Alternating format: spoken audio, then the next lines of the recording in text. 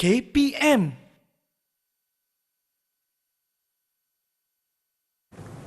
Lompat bintang. Lompat bintang. Lompat Fizi. bintang. Fizi buat apa ni? Cikgu, saya tengah buat lompat bintang. Lompat bintang? Ya, cikgu. Kenapa saya tengok lain? Ha? Bukan Ada yang macam lain tu, ke, Fizi. cikgu? Bukan macam tu, Fizi. Macam mana, cikgu? Macam ni, Fizi. Aha. Lompat bintang. Baik. Kaki kita akan buka, tangan pun kita akan buka sekali. Oh, cuba cikgu mulakan dulu, cikgu. Macam ni, Fizi. Aha. Okey. Macam ni, Fizi. Oh. Okey. Dan biasanya kita angkat lebih Tinggi. Oh, saya cuba, cikgu, ya. Cuba Fizi buat. Okey. Ni, cikgu. Ya, betul, Fizi. Okey. Betul.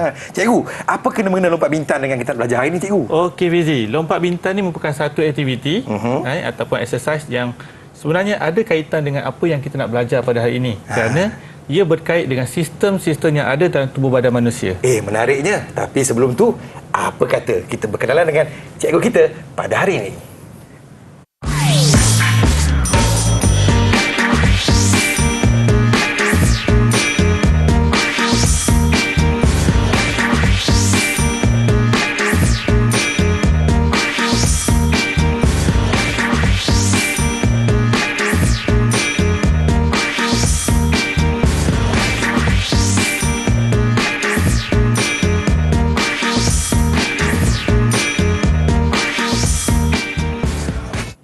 Assalamualaikum, salam sejahtera, salam kasih sayang kepada semua yang sedang menonton Didik TV KPM. Bersama dengan penghos anda pada hari ini, saya Fizi, dan kita bersama-sama dengan Cikgu Ahmad Nazmi Kamaruzzaman, iaitu Ketua Panitia Sains Sukan SMK Sri Mersing Johor. Apa khabar, Cikgu? Khabar baik, Fizi. Alhamdulillah. Dan kami tidak berdua, Alhamdulillah. kami bersama-sama dengan jurubahasa isyarat kita, iaitu Cikgu Kulina daripada SMK Sultan Abdul Samad, Petaling Jaya, Selangor. Cikgu, hari ini saya termengah-mengah dah, cikgu. Belajar lompat bintang dengan cikgu ni, cikgu. Betul. Hari ini kita nak belajar apa, cikgu? Okey, Fizi. So, hari ini kita nak belajar satu tajuk yang amat menarik, Fizi. Ya, cikgu. Iaitu berkaitan dengan adaptasi sistem tubuh manusia. Saya sukan lah, cikgu, ya? Ya, betul, Fizi. Saya Baik, cikgu. sukan. Yang seterusnya, cikgu. Okey. Kita tengok video dahulu untuk paparan murid-murid yang berada di rumah. Okey, cuba lihat dan fikirkan apa yang akan ditunjukkan pada video ni. Kawan-kawan, jom sama-sama kita saksikan. Tak payah je kan? Sini je. Satu. Dua. Tiga. Empat. Lima. Enam. Tujuh. Lapan. Sembilan. 10. Oh, macam tu. 1, 2. Lompat bintang ni, cikgu, ya? Ya, betul, Fizi. Macam tu. Okey, kalau kita tengok tayangan video tadi, kan, murid di rumah pun boleh tengok, dan Fizi pun boleh tengok, kan. Ya, cikgu. Lompat bintang dia banyak variasi. Kan, kalau pelajar sorbol sekolah saya, dia memperlihatkan variasi itu adalah untuk meningkatkan semangat dia, Fizi. Ya, cikgu. Sebab dalam tournament pertandingan, dia nak menang, kan. Betul. Jadi, dia kena upkan semangat dia tu ketika dia melakukan aktiviti. Dia pembakar semangat lah, cikgu. Membakar semangat tu, Fizi. Jadi, apa berkaitan antara video kita yang dipaparkan tadi dengan tajuk yang kita nak belajar hari ini, dia ada perkaitan dia. Ada perkaitannya, Fizi. Baik, cikgu. Itulah dia apa yang kita bakal kita pelajari pada hari ini. Jadi, jangan ke mana-mana sebab Abang Fizi pun rasa dahaga ni lompat bintang, kan. Kita rehat seketika, kita kembali selepas ini. Teruskan menonton Didik TV KPM.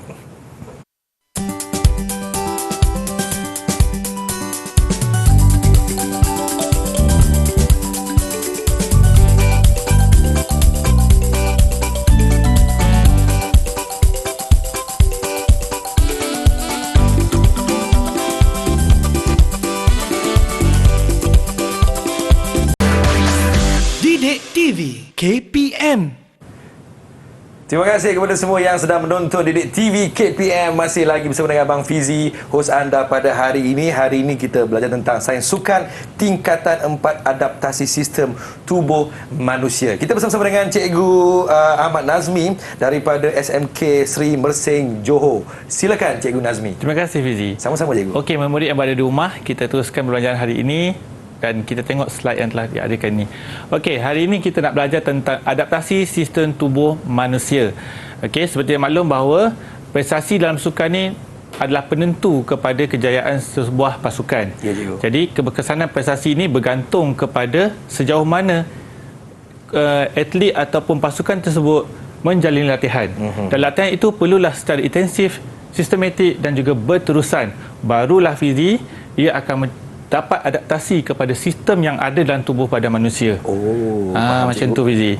So apa sistem yang terlibat yang diadapt ke dalam tubuh badan manusia? Antaranya adalah sistem kardiovaskular, sistem otot, sistem respiratory, sistem saraf dan juga sistem endokrina. Sistem kardiovaskular ni apa, cikgu? Okey, sistem kardiovaskular. Okey, kita tengok sistem berkaitan kardiovaskular. Baik. Okey, sistem yang pertama adalah berkaitan dengan kardiovaskular. Bila kita sebut kardiovaskular tu Fizi, ia adalah berkaitan dengan jantung. Oh, kardiovaskular juga. Betul Fizi. Berkaitan dengan jantung. So, apa adaptasi kepada jantung kita? Okay, yang pertama adalah berkaitan dengan kadar jantung akan meningkat. Iaitu semasa jantung bekerja, jantung kita akan mengepam darah ke seluruh anggota badan kita. Faham, cikgu. Semasa kita melakukan aktiviti fizikal. Itu yang pertama Fizi. Yang kedua, isi padu stroke akan meningkat dengan peningkatan ruang pada ventrikel. Isi padu stroke tu apa? Jumlah darah yang keluar daripada ventrikel kiri dalam satu denyutan. Faham, cikgu. Macam tu Fizi. Okey, yang ketiga berkaitan dengan keluaran jantung. Okey, keluaran jantung ni meningkat bila? Apabila denyutan jantung meningkat dan isi padu stroke meningkat. Jadi keluaran jantung pun akan meningkat juga. Dan yang terakhir adalah tekanan jantung meningkat. Apabila seseorang melakukan aktiviti fizikal, macam contohnya tadi Fizi, buat aktiviti lompat bintang kan? Ya, cikgu. Semasa itulah jantung kita bekerja. Bergerak laju, cikgu. Bergerak untuk mengempam darah ke seluruh badan kita untuk kita melakukan aktiviti Fizi. Faham, cikgu. Itu yang pertamanya sistem kardiovaskular. Boleh saya pergi yang seterusnya Fizi? Silakan, cikgu. Terima kasih Fizi. Sama-sama, cikgu. Okey, yang seterusnya adalah sistem berkaitan dengan respiratory. Bila sebut respiratory, berkaitan dengan pernafasan. Okey, berkaitan dengan pernafasan. Adaptasi kepada sistem pernafasan ini, dia boleh meningkatkan kadar pernafasan kita menjadi lebih dalam. Dan kadar pernafasan kita juga akan meningkat. Faham, cikgu. Sebab bila kita melakukan aktiviti ni, kita memerlukan oksigen yang ada dalam badan kita ni. Dan oksigen tersebut diperlukan untuk kita menghasilkan tenaga semula. Faham, cikgu. Itu berkaitan dengan pernafasan. Jadi kadang-kadang cikgu ya. Ya, betul Fizi. Kadang-kadang bila kita buat aktiviti ni, kita dapat rasa jantung kita berdenyut dengan kuat kan? Berdenyut, cikgu. Maksudnya berdenyut dengan kuat. Maksudnya kat situ dia memerlukan oksigen. Faham, cikgu. Okey, memerlukan oksigen. Oksigen. Sistem yang ketiga adalah berkaitan dengan sistem saraf.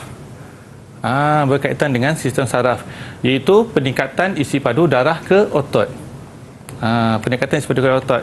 Jadi bila berlaku isi padu darah ke otot ini, maka berlakulah satu proses dinamakan sebagai vasodilation, iaitu pembesaran pembuluh darah. Jadi pembuluh darah kita ni boleh kecil boleh besar, cikgu? Boleh menjadi besar. Kerana apa besar? Kerana kita nak ada darah yang kaya oksigen ni dihantar ke seluruh tubuh badan kita semasa kita melakukan aktiviti fizikal. Faham. Yang kedua, pengurangan penghantaran darah ke sistem lain, iaitu ada prosesnya kat Fizi. Ya, cikgu. Prosesnya namanya vasoconstriction, iaitu penyempitan pembuluh darah. Daripada besar betul. sampai ke sempit, cikgu. Ya. Ada tujuan dia Fizi. Ada tujuan dia. Tujuan dia adalah untuk menyalurkan darah ini ke otot. Menyalurkan darah ini ke otot. Dan yang ketiga adalah merangsang stimulasi semasa berpeluh dalam jangka masa yang panjang. Kita tahu bila kita buat aktiviti, tubuh kita akan mengeluarkan cecair, iaitu peluh. Dan kesan peluh ni sebenarnya ada faedahnya Fizi. Tujuannya adalah untuk menyejukkan badan kita ketika kita melakukan aktiviti dalam cuaca yang panas atau dalam jangka masa yang lama. Okey, untuk sistem yang keempat adalah sistem otot. Okey, sistem otot. Kita sudah maklum bahawa tenaga yang kita perolehi untuk kita melakukan aktiviti sebenarnya datang daripada sumber-sumber makanan seperti karbohidrat, lemak dan juga protein. Jadi sumber ini diperlukan untuk menghasilkan tenaga.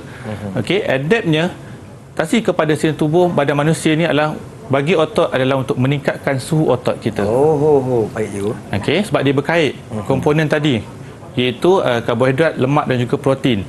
Yang kedua adalah untuk meningkatkan kelunturan otot tu. Sebab Fizi, otot kita ni boleh dilenturkan. Maksud dari lenturkan tu dia boleh memanjang dan juga boleh memendek. Dia berlaku konsentrik dan isentrik. Faham cikgu. Okey. Yang kelima adalah sistem endokrin. Sistem endokrin berkaitan dengan rembesan hormon dan juga kelenjar. Okey, adaptasinya kepada sistem tubuh badan manusia adalah berkaitan dengan hormon.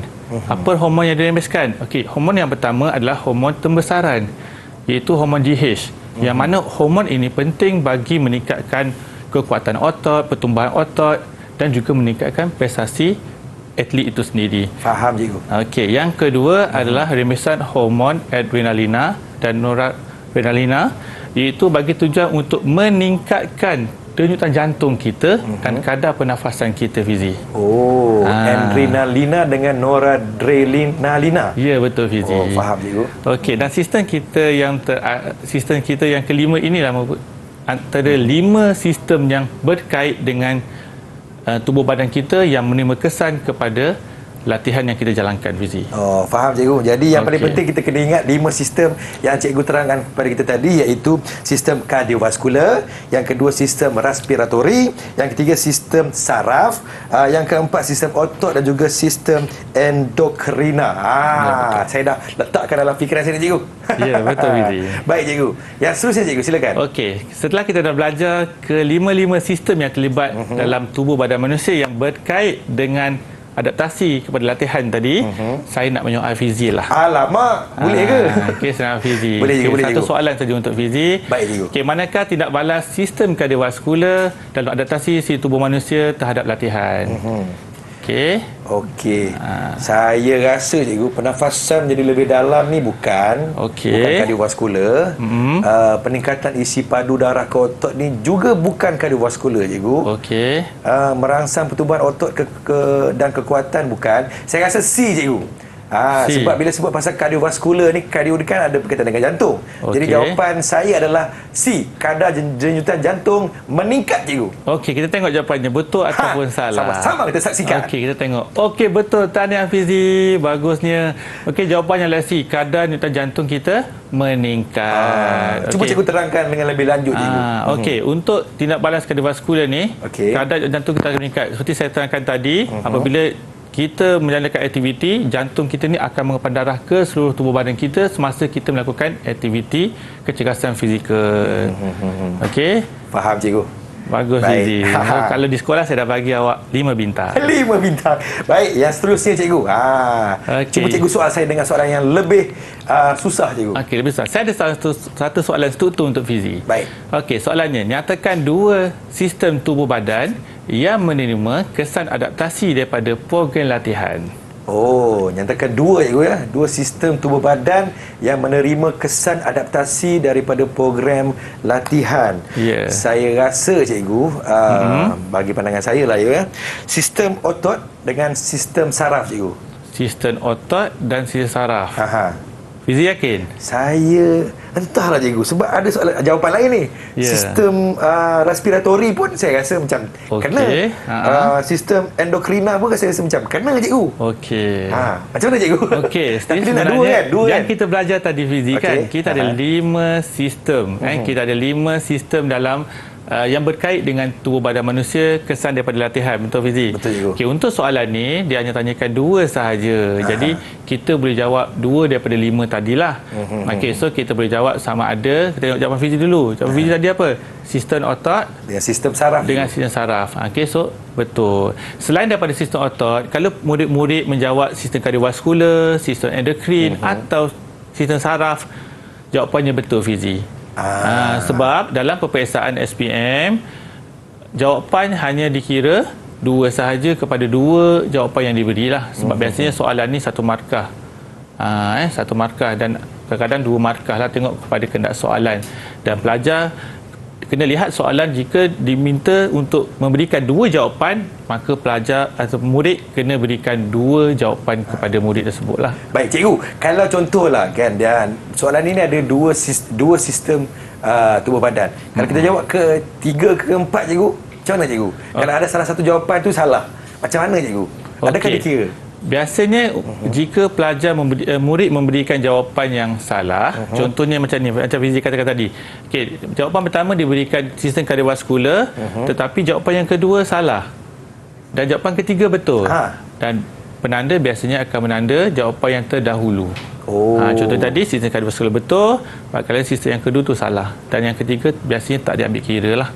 Dalam peperiksaan macam tu, sebab soalan dia memerlukan murid untuk menyatakan dua sistem tubuh yang menerima kesan kepada adaptasi. Baik, fahamlah cikgu. Ingat dah, kita kena faham apa kehendak soalan itu sendiri. Baiklah, kita rehat seketika.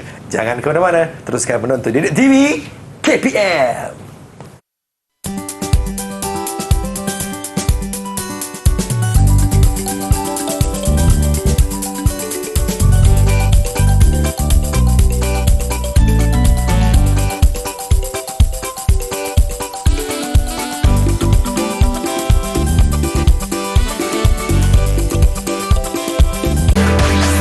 Didik TV KPM. Selamat kembali menonton Didik TV KPM. Masih lagi bersama dengan Fizi, hos anda, dan kita bersama-sama dengan Cikgu Nazmi daripada SMK Seri Mersing, Johor. Hari ini kita belajar tentang sains sukan tingkatan 4, iaitu adaptasi sistem tubuh manusia. Sama-sama kita fokus sentiasa dengan apa yang bakal Cikgu terangkan pada hari ini. Silakan Cikgu Nazmi. Okey, terima kasih Fizi. Sama-sama cikgu. Okey, memberi yang berada di rumah, kita teruskan pembelajaran kita hari ini. Okey, kita dah tengok tadi apa sistem yang berkait dengan adaptasi tubuh pada manusia. So, seterusnya kita nak tengok kepada faktor. Apa faktor-faktor yang mempengaruhi adaptasi kepada sistem tubuh manusia ataupun sistem tubuh terhadap latihan tadi. Okey, faktor yang pertama adalah faktor FIT. F-I-T-T. Dia akronim FITT. F bermaksud frekuensi, I bermaksud intensity, T bermaksud masa ataupun times, dan T itu adalah types ataupun jenis aktiviti. Saya ulahkan sikit sini Fizi. Kita tengok sama-sama kan. Okey, sebab kadang-kadang kita nak tengok benda ni sebab dia berkait dengan kehidupan kita. Kenapa dia berkait? Kalau kita seorang atlet, kita boleh buatnya di luar. Okey, untuk program FIT ni kita tengok F adalah frekuensi, berkaitan dengan kekerapan. Apa maksud kekerapan tu Fizi? Kekerapan tu adalah jumlah latihan yang kita jalankan, jumlah sesi latihan yang kita jalankan dalam seminggu. Sebagai contohnya, kalau katakanlah saya di sekolah, saya memberi latihan ataupun latihan kepada Fizi antara 11 hingga 12 sesi seminggu. Jadi itu merupakan satu kaedah latihan yang berfokus, yang merujuk kepada prinsip FIT, iaitu kekerapan. Okay, yang kedua adalah berkaitan dengan intensiti. Intensiti itu apa? Merujuk kepada beban latihan tersebut. Dan beban latihan tersebut biasanya kita tengok kepada prinsip latihan yang ada. Contohnya prinsip kebolehbalikan ke, kekurusan ke, keberbagai latihan ke. Dan biasanya untuk kekuatan atau beban latihan ni, kita boleh tentukan dia dengan kadar denyutan jantung. Kita kira kadar jantung. Okey, masa pula atau times tadi dianggarkan untuk sesi latihan tu antara 20 hingga 30 minit. Setiap sesi juga? Setiap sesi. Dan kita jangan buatlah 15 minit, kadang-kadang kita buat 10 minit je. Itu tak memberi kesan kepada adaptasi. Dia paling kurang 20 minit cikgu? Paling kurang 20 minit hingga 30 minit. Tetapi ada juga yang tanya saya, cikgu boleh tak kita buat latihan lebih daripada 30 minit? Boleh, tak ada masalah. Okey. Dan T yang kedua adalah type, adalah jenis latihan. Jenis latihan yang kita berikan kepada murid-murid ataupun atlet kita. Dan jenis latihan ni biasanya kita tengok pada komponen kecergasan fizikal lah Fizi. Sebab komponen kecergasan fizikal ni dia ada dua. Berkaitan dengan kesihatan, berkaitan dengan lakuan motor. Dan antara contohnya seperti kita buat aktiviti berjoging ke, latihan lita ke, atau latihan fartlek. Fartlek ni apa cikgu? Fartlek ni adalah satu kaedah latihan yang mempelbagaikan kelajuan Fizi. Contohnya Fizi lari berjoging, kemudian lari pantas, lepas tu lari pecut. Dia mempelbagaikan kelajuan. Fartlek je. Fartlek. Ya, ini faktor yang pertama Fizi. Kita pergi pada faktor yang kedua. Silakan cikgu. Okey. Faktor yang kedua adalah faktor persekitaran. Bila kita sebut persekitaran, ia berkaitan dengan apa Fizi? Berkaitan dengan cuaca. Macam kita sekarang ni di Malaysia, cuaca kita panas kan. Jadi sebab itu kita terdedah dengan cuaca yang panas. Selain daripada cuaca panas, hujan dan juga bertanding atau berlatih di tempat altitude yang tinggi.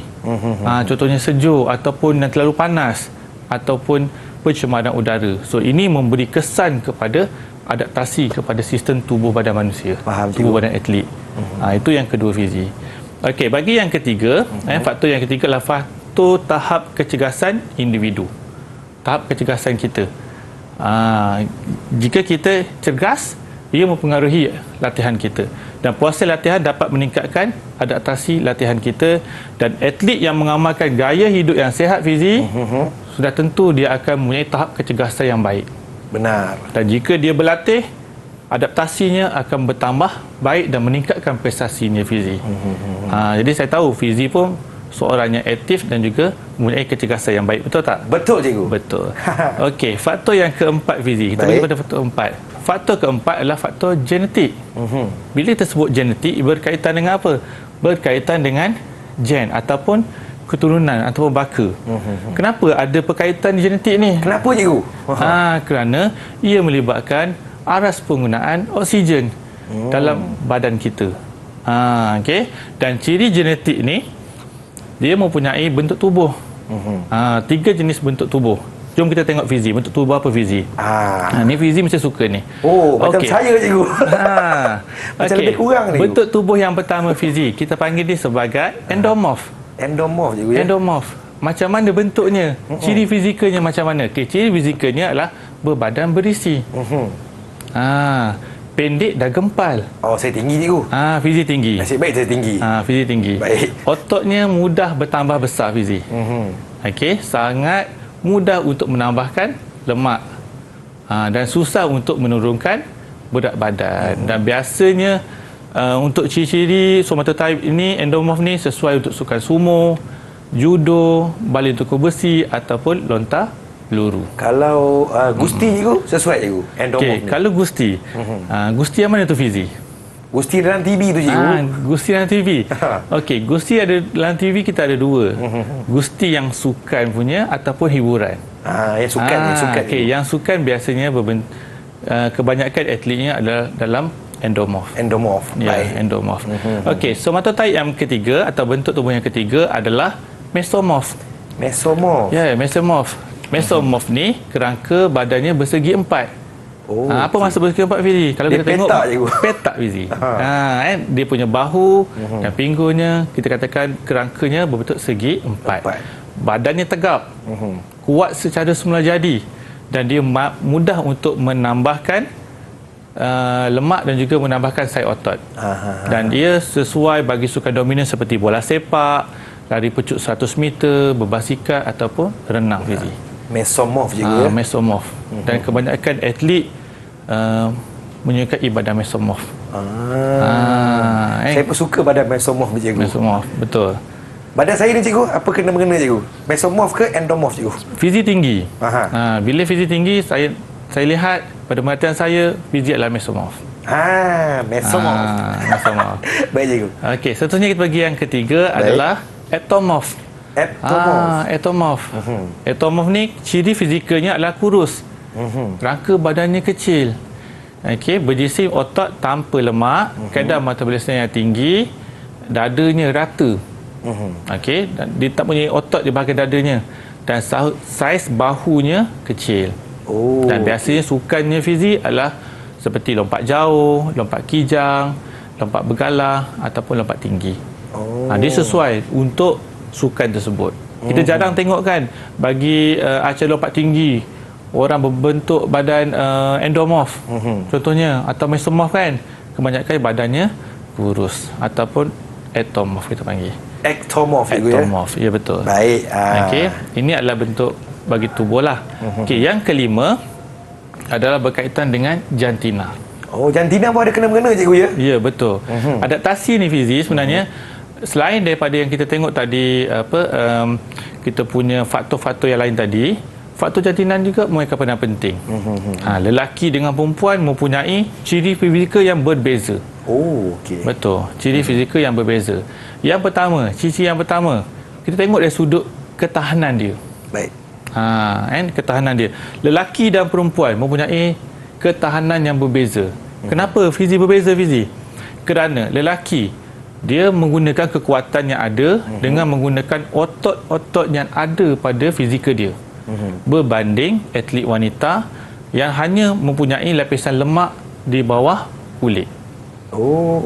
Jadi kat situ kita tengok perbezaan antara lelaki dengan perempuan. Jadi lelaki ni dia lebih kuat dari segi ketahanannya. Yang kedua, dari segi penghasilan asid laktik.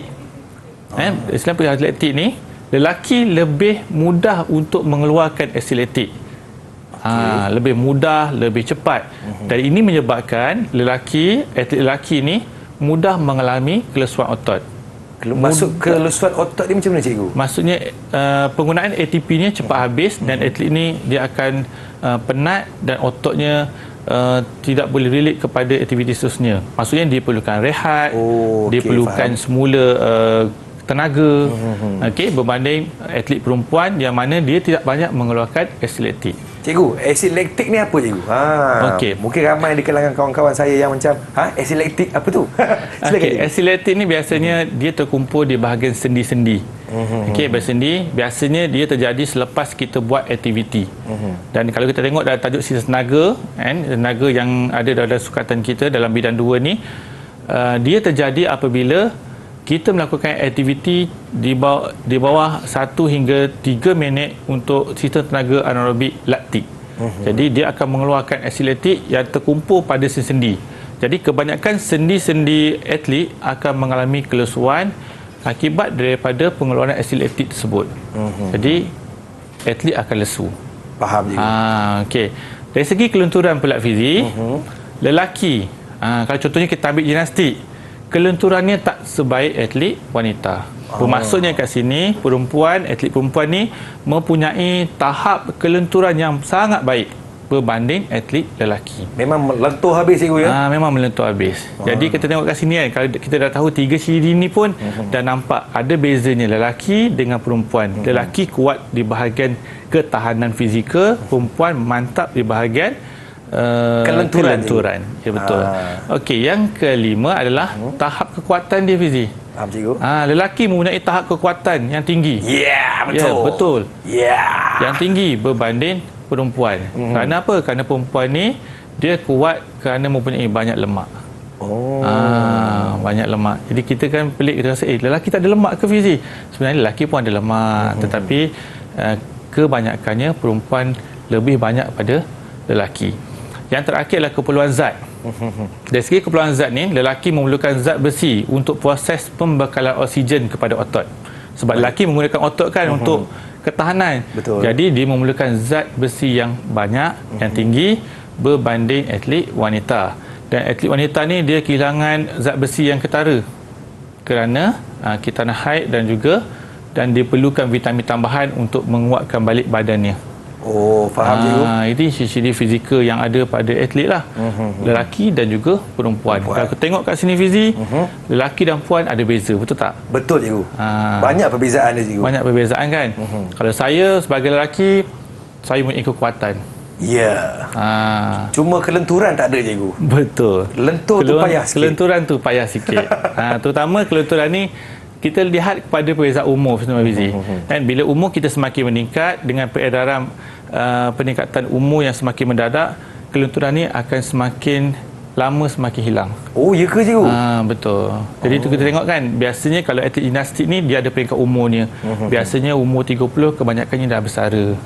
Dah tak ada tak berapa nak lentur. Betul. Cikgu. Kalau kita tengok di negara lain atau di negara kita sendiri, biasanya kelenturan ni dibina pada seawal usia. Ada yang 3 tahun, ada yang 5 tahun. Kerana kebanyakan pada masa itu kelenturannya sangat baik, Fizi. Faham. Kalau kita hari ni, kalau kita nak bongkok badan, kita pun rasa apa? Lenguhnya badan kita kan. Betul cikgu. Saya sekarang dah rasa dah benda tu cikgu. Betul. Kalau kita nak sentuh kaki kita pun kita rasa apa, Fizi? Tak sampai. Tak sampai cikgu. Kita kadang-kadang salahkan apa, Fizi? Kita salahkan apa tak sampai? Kita salahkan perut cikgu. Kita salahkan perut. Sama juga macam saya kan, kadang-kadang tak sampai kerana kelenturan saya tak berapa baik. So kita pergi yang seterusnya. Kita tengok faktor yang seterusnya adalah faktor umur, Fizi. Faktor umur ni berkadar terus dengan perkembangan fizikal atlet dan tahap yang paling sesuai ya murid-murid untuk dalam sukan ni, adaptasi pada sukan ni adalah pada umur 12 hingga 18 tahun. Peringkat inilah yang paling baik fizi. Kerana apa? Kerana pertumbuhan dan perkembangan ni sangat pesat. Maksudnya kalau kita ajar pada masa ni, dia punya pembelajarannya memang cepat berlaku. Prosesnya amat cepat berlaku. Dan adaptasinya akan lebih cepat beransur baik dengan kematangan fisiologi dia. Faham, cikgu. Okey. So kita ada 6 faktornya fizi tadi. Ya, cikgu. Okey. Kita harapkan kepada anda yang sedang menonton ni boleh faham ya apa yang cikgu terangkan pada hari ini. Rupa-rupanya lelaki ni nak melentur tak boleh. Okey. Berbanding wanita. Betul fizi. Fizi faham tak apa yang saya ajar tadi? Saya faham, cikgu. Okey, kalau fizi faham, saya nak uji fizi sekali lagi. Boleh, cikgu. Silakan, cikgu. Okey, kita tengok. Saya bagi uji ni saya suka saya betul. Saya ada 2 soalan kat sini. Baik. Okey, soalan yang pertama. Apakah jenis somatotype pada rajah 2? Saya rasa, cikgu, badan ni macam badan saya. Saya rasa ini endomorph, cikgu. Endomorph? Endomorph ke, cikgu? Kenapa fizi kata endomorph? Sebabnya badan-badan macam ni sesuai untuk sukan-sukan seperti dia berisi, cikgu. Dia berisi? Berisi. Okey. Jadi, Sebenarnya berisi kita tak boleh terima fizi. Sebab untuk somatotype ni dia ada ciri fizikal dia. Kita tak boleh panggil berisi ataupun kurang berisi. Kita kena panggil istilah yang betul. Dia berbadan gempal, cikgu. Contohnya badannya tegap, badannya tinggi. Okey. Berada bidang. Betul fizi. Okey, kita tengok jawapan fizi tadi. Betul ke tak betul? Jawapannya betul? endomorph kan? Endomorph, kita tengok. Ya, okey, betul fizi. Tak sangka betul, cikgu, ya. Alhamdulillah betul fizi. Saya tembak je, cikgu. Betul ke? Okey, jawapannya adalah endomorph. Baik, cikgu. Nasib baik, betul, endomorph. So, kalau fizi di sekolah, kalau saya bagi 5 bintang, kali saya nak bagi 10 bintang pada terima kasih, cikgu. Okey, saya pergi soalan yang kedua. Ini susah sikit fizi. Okay. Kalau tadi saya hanya tanya jenis sahaja, ini saya nak tanya ciri-ciri fizikal. Okey, nyatakan 2 ciri-ciri fizikal somatotype bagi mesomorph. Mesomorph ni dia badan dia 4 segi, cikgu, ya. Petak saya rasa jawapan ni adalah berbadan tegap dan juga berdada bidang, cikgu. Okey, kita tengok jawapan dia. Sebenarnya jawapannya banyak, kan? Kita tengok jawapan fizi ada tak? Ada tak? Okey. Ada, cikgu. Ada, cikgu. Ada. Okey. So jawapannya banyak seperti saya ulaskan tadi. Okey, selain daripada berbadan tegap, dia berbadan bidang, berotot dan juga kerangka dia bersegi 4. Okey, so fizi dapat jawab 2 soalan saya untuk kali ini. Fizi saya bagi lagi 15 bintang. 15 bintang pada hari ini. Baiklah, kami berdua nak berehat seketika. Jadi jangan ke mana-mana. Teruskan menonton Didik TV KPM.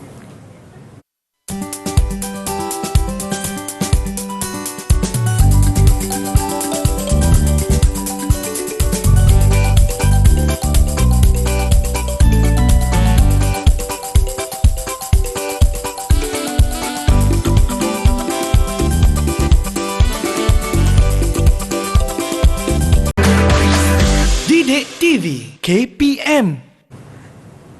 Assalamualaikum, salam sejahtera. Terima kasih kepada semua yang sedang menonton Didik TV KPM. Pada hari ini masih lagi bersama dengan saya, hos anda Fizi, dan kita bersama-sama dengan Cikgu Nazmi daripada SMK Seri Mersing. Hari ini kita belajar tentang sains sukan tingkatan 4, iaitu adaptasi sistem tubuh manusia. Macam-macam kita belajar pada hari ini. Cikgu, silakan, cikgu. Okey, terima kasih Fizi. Okey, cikgu. murid-murid yang berada di rumah, macam mana tadi kita dah belajar tentang adaptasi dan juga kita belajar tentang faktor. Okey, kita nak tengok yang seterusnya, iaitu adaptasi sistem tubuh manusia terhadap latihan anaerobik. Anaerobik, ya, anaerobik Fizi. Okey, sebelum kita pergi kepada kesannya Fizi, mungkin tertanyalah apa latihan anaerobik ni. Latihan anaerobik ni, contohnya latihan anaerobik ni adalah contohnya seperti jeda jarak dekat, jeda jarak jauh, latihan pecutan berulang ataupun pliometrik. Okey. Dan latihan aerobik ni biasanya intensitinya tinggi. Dan kalau kita tengok pada penggunaan sisa tenaganya, okey, dia bagi acara-acara yang jangka masanya pantas.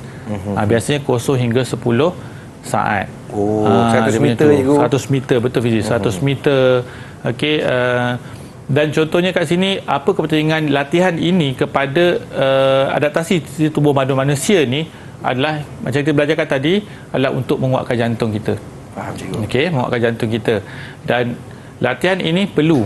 Latihan ini perlu bagi menguatkan jantung kita, seterusnya memberi kesan adaptasi kepada latihan anaerobik kita tadi. Sebab latihan aerobik ni kita jalankan dia, kita beri kepada atlet kita bagi menguatkan jantung dia. Tapi berbeza Fizi. Sebab sebentar nanti saya akan terangkan tentang latihan aerobik. Jadi latihan anaerobik dan latihan aerobik benar berbeza. Jadi kita pergi dulu kepada latihan anaerobik. Saya pertama kali dengar ni cikgu, anaerobik ni cikgu. Aerobik biasa dengar. Okey, kalau anaerobik ni biasanya jangka masa dia 0 hingga 10 saat. Kalau kita tengok pada sistem tenaga anaerobik alaktik, dan bagi sistem tenaga anaerobik laktik, dia jangka masa yang 1 hingga 3 minit. Jadi setelah itu bila kita beri latihan kepada atlet, kita akan berikan latihan jangka masa dia pendek tetapi dia punya intensity yang tinggi. Supaya atlet tu dapat adaptasi dengan latihan kita, supaya atlet ni meningkatkan prestasi. Okey, jadi kita pergi kepada kesan dia. Baik cikgu. Apa kesan dia setelah kita menjalani latihan anaerobik ni? Okey, kesannya yang pertama ialah kuantiti penyimpanan ATP. ATP tu apa, Fizi? Apa tu cikgu ATP? ATP tu adalah tenaga. Seperti saya beritahu tadi, tenaga itu kita perolehi daripada sumber-sumber makanan seperti karbohidrat, lemak, protein yang disimpan dalam otot. Okey, yang disimpan dalam otot sebagai sumber tenaga. Jadi ATP ni akan disimpan. Okey, dan PC, kreatina dan glycogen juga akan meningkat. Glycogen ni gula lah. Kalau kita kata gula. Glycogen. Ya, glycogen. PC apa cikgu? PC ni dia punya sikatan kepada sistem tenaga. Okey, sistem tenaga. Dan kreatin ni adalah sumber dia lah. Sumber daripada makanan. Okey, jadi kuantiti dia akan meningkat dan kita akan gunakan semua tu adalah bagi melakukan aktiviti fizikal. Anaerobik ni lah. Untuk anaerobik ni lah Fizi. Jadi kita akan gunakan semua sekali. Yang kedua, kuantiti dan aktiviti enzim yang tinggi akan menyebabkan proses katabolisme glukosa akan bertambah efektif bagi menghasilkan tenaga. Jadi kuantiti dan enzim tadi ni akan menyebabkan proses pemecahan glukosa ni. Sebab kita nak tukarkan yang kita makan tadi, seperti karbohidrat, lemak, protein tadi yang kita makan tu, kita nak ambil dia sebagai gula dan kita nak pecahkan dia menjadikan tenaga. Jadi apabila pecahkan tenaga, maka kita boleh buat aktiviti. Kita buat aktiviti untuk latihan anaerobik ni. Jadi kita boleh buat secara intensif, kita buat secara pantas, kita pun tak rasa lesu menggunakan simpanan tenaga yang ada ni. Faham cikgu. Okey. Jadi yang keduanya adalah ini untuk yang kedua, kesan adaptasi kepada latihan anaerobik. Jadi dia nampak nak dapat kesannya daripada mana? Kesannya daripada latihan Fizi. Latihan yang kita jalankan kepada atlet kita. Faham cikgu. Okey. Seterusnya kita pergi kepada adaptasi bagi sistem aerobik. Ini selalu dengar cikgu aerobik ni cikgu. Aerobik. Okey, kalau kita sebut aerobik, orang ingat aerobik ni macam senaman kan? Betul, kakak saya hari-hari aerobik cikgu. Hari-hari aerobik kan? Okey, aerobik ni bila sebut pasal aerobik, jangka masanya melebihi 3 minit. Okey. Kalau penggunaan sistem tenaganya lebih daripada 3 minit. Kita buat aktiviti lebih daripada 3 minit. Kalau bersukan pun apa sahaja aktiviti lebih daripada 3 minit. Dan latihan aerobik ni dia menggunakan oksigen Fizi. Dia menggunakan oksigen. Antara contohnya Fizi, kita buat jalankan aktiviti jeda jarak jauh, kita buat latihan fartlek atau latihan jarak jauh perlahan. Contohnya kita buat aktiviti, kita nak buat aktiviti berlari ataupun jogging, tiba-tiba kita rest. Rest tu kita tak berhenti, kita jalan. Jalan, kemudian kita berlari semula. Kita rest, dan kita slow jog, kita jalan, kemudian kita berlari semula. Itu satu bentuk latihan Fizi. Faham cikgu. Okey. Yang mana latihan anaerobik ni, aerobik ni dia memberi kesan kepada tubuh badan manusia. Waktu kita tadi, kalau tadi latihan anaerobik dia berbeza dengan aerobik sebab aerobik ni jangka masa ni amat lama Fizi. Okey, yang pertama, apa kesannya kepada tubuh badan kita? Pertambahan saiz jantung. Bila sebut pertambahan saiz jantung, bukan bermakna jantung kita membesar Fizi. Ada orang cakap, cikgu, jantung saya akan membesar ke cikgu bila kita lakukan aktiviti fizikal?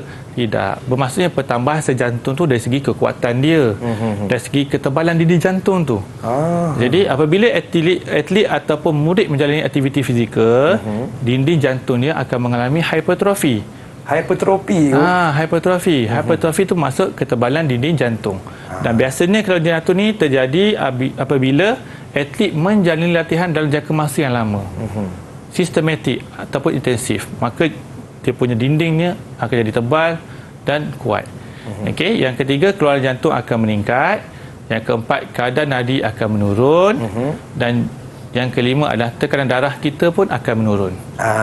Faham cikgu. Faham Fizi? Boleh cikgu. Cikgu uji saya sekarang. Boleh. Saya suka dengar. Dan biasa pelajar saya di sekolah pun macam ni. Ya, cikgu. Okey, kita tengok satu soalan untuk Fizi.